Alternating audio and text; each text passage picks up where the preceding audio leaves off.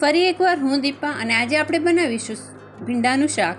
તો એના માટે 200 ગ્રામ જેટલા ભીંડા આપણે ધોઈ લૂછી અને લાંબા વચ્ચેથી કટ આપીને આવી રીતે લાંબા પીસીસ કરી લેવાના. એક ટામેટું મીડિયમ સાઇઝનું સ્ક્વેર મોટા પીસીસ કરવાના અને એક કાંદાનું આપણે અહીંયા લાંબી સ્લાઇસ કરવાની. મસાલાના ડબ્બામાંથી જીરું લેવાનું અડધી ચમચી, ધાણા જીરું 1.5 ચમચી જેટલું, હળદર થોડીક અડધી ચમચી જેટલી, મીઠું પ્રમાણસર, તેલ 2 ચમચી. અહીંયા ભીંડાના શાકમાં ધાણા જીરું થોડું આગળ પડતું હોય તો ખાવાની મજા આવે એટલે એ થોડું વધારે નાખવાનું. અહીંયા એક પેસ્ટ બનાવવાની છે જે આપણે લાસ્ટમાં રેસીપીની લાસ્ટમાં એડ કરવાની રહેશે, પણ એના માટે હું તમને પછી જ કહીશ કે એ મેજિકલ પેસ્ટ કઈ છે અને એમાં ઇન્ગ્રીડિયન્ટ્સ કયા લેવાના છે. એના માટે તમારે આ વિડીયોમાં મારી સાથે રહેવું પડશે.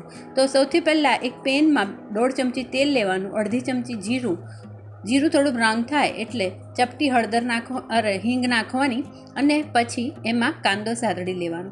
અહીંયા કાંદો જે છે એ જ્યાં સુધી ટ્રાન્સપરન્ટ ના થાય ત્યાં સુધી આપણે સાતળી દેવાનો અને પછી એમાં ટામેટાં નાખવાના. સૌથી પહેલાં આ કાંદા ટ્રાન્સપરન્ટ થાય ત્યાં સુધી આપણે સાંતળવાના છે. અહીંયા જે વેજીટેબલનું કટિંગ જે બતાવ્યું છે, જેમ કે કાંદો ઊભી સ્લાઇસમાં છે તો એ પ્રમાણે જ કટિંગ કરવાનું. એનાથી જે આ શાક છે એનો ઓલ ઓવર લુક જે છે એ બહુ સરસ આવશે.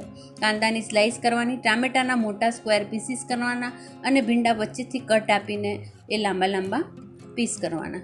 તો ટામેટું નાખી દીધું, કાંદો ટ્રાન્સપરન્ટ થાય એટલે ટામેટું 1-2 મિનિટ જરા સાતળી અને એની અંદર મીઠું અને હળદર નાખી દેવાની અને પછી ભીંડા નાખી દેવાના.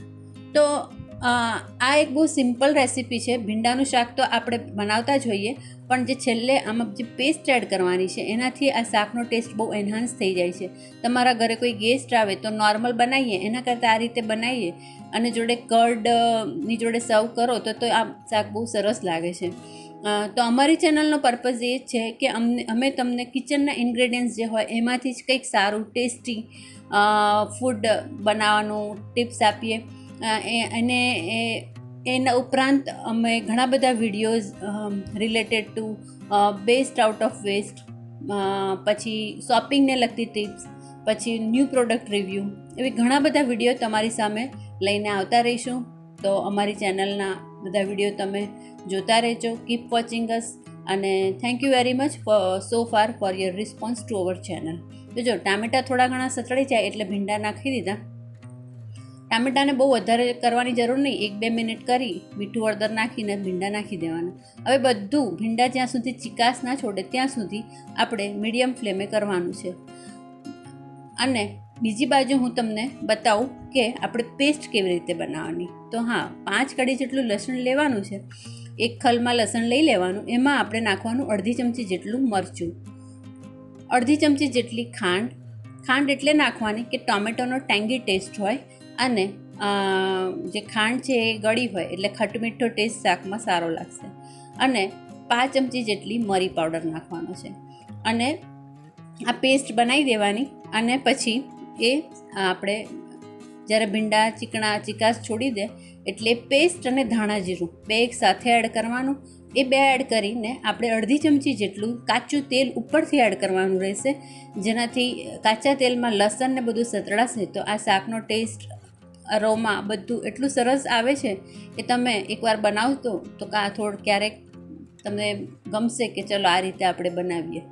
તો જો આ પેસ્ટ બનાવી અને પેસ્ટ સરસ એક બની જાય પછી આપણે ધાણા જીરું પાવડર ને પેસ્ટ અને એ 2 એડ કરી અને આપણે ઉપરથી કાચું તેલ નાખવાનું. આ મેં 2 એડ કરી દીધું હતું અને આ મેં તેલ નાખ્યું. હવે બરાબર હલાવીશ અને થોડી વાર થવા દઈશ.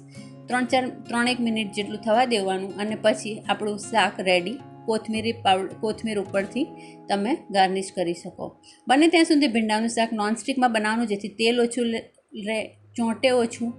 અને અત્યારે તો માર્કેટમાં PFOA ફ્રી નોનસ્ટિક કોટિંગ મળે છે કે જે આપણી હેલ્થને નુકસાન નથી કરતા. તો એવા નોનસ્ટિક વસાવો જેથી કરીને આપણે કોઈ હેલ્થનું કોઈ બીજું હેલ્થ રિલેટેડ કોઈ ઇશ્યુ નોનસ્ટિકના લીધે ન આવે. Thank you.